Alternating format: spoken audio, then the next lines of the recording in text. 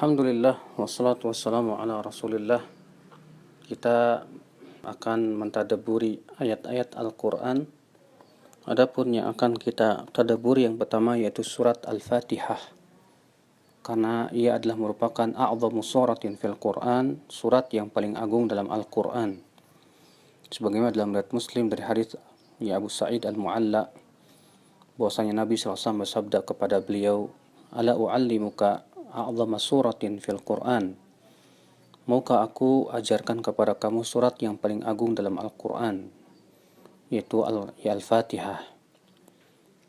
Al-Fatihah adalah merupakan surat yang sangat agung dan hendaknya setiap kita untuk mempelajari dan mengamalkan makna-makna yang ada di dalamnya.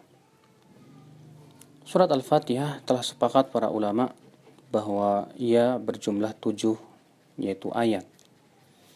Namun para ulama berbeda pendapat apakah Bismillahirrahmanirrahim itu termasuk Al-Fatihah atau tidak. Pendapat jumhur dan pendapat yang paling kuat bahwa Bismillahirrahmanirrahim adalah termasuk Al-Fatihah.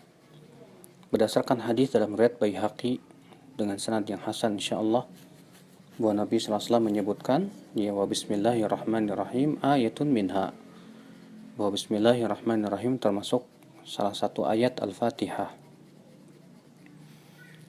Kita akan pertama menyebutkan keutamaan Al-Fatihah. Ketahuilah ya akhi, Al-Fatihah mempunyai keutamaan yang agung. Di antaranya yang pertama telah kita sebutkan tadi bahwa ia adalah surat yang paling agung. Yang kedua, bahwasanya Al-Fatihah disebut juga dengan ruqyah, di mana disebutkan dalam hadis Abu Sa'id Al-Khudri bahwa Abu Sa'id pernah bersama beberapa temannya singgah di suatu perkampungan dalam sebuah perjalanan, dan mereka pun meminta dijamu. Namun kampung tersebut tidak mau menjamunya. Sampai kemudian kepala kampung mereka itu terkena sengatan kalajengking.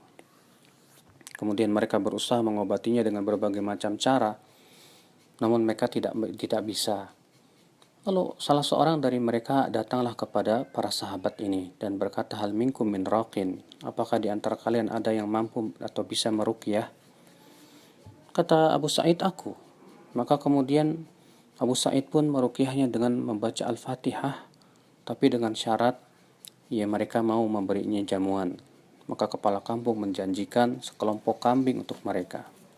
Dan ternyata sembuh, seakan-akan tidak terkena sengatan kalajengking dengan dibacakan Al-Fatihah tersebut. Namun Abu Sa'id melarang sahabat-sahabatnya untuk memakan daging kambing tersebut sampai mereka datang kepada Rasulullah SAW untuk bertanya tentang hukumnya. Maka Rasulullah SAW sabda, "Ama tadruna annaha ruqyah?" Apa kalian tidak tahu bahwa Al-Fatihah itu adalah ruqyah? Yafadribu minha li bisahmin. Maka dalam satu riwayat, inna ahaqqu ma akhadtum alaihi ajra kitabullah. Sesungguhnya yang paling berhak untuk kalian ambil upahnya adalah kitabullah. Maka berikan sebagiannya untukku, kata Rasulullah SAW, dan beliau pun tertawa. Itu menunjukkan betapa Al-Fatihah itu sebagai ruqyah yang bisa digunakan untuk meruqyah orang yang sakit. Demikian pula ruqyah Al-Fatihah, di antara keutamaannya akhul Islam, bahwa ia adalah sebagai syifa, itu penyembuh penyakit, dan telah kita sebutkan tadi hadisnya juga. Bahkan secara tajribah pengalaman banyak orang-orang yang membacakan Al-Fatihah terhadap dirinya dan ternyata subhanallah memberikan kekuatan yang dahsyat dan kesembuhan pada penyakitnya tersebut. Kemudian di antara nama Al-Fatihah adalah di antaranya itu Al-Qur'anul Azim. Di antara namanya juga yaitu Ummul Kitab, Ummul Quran.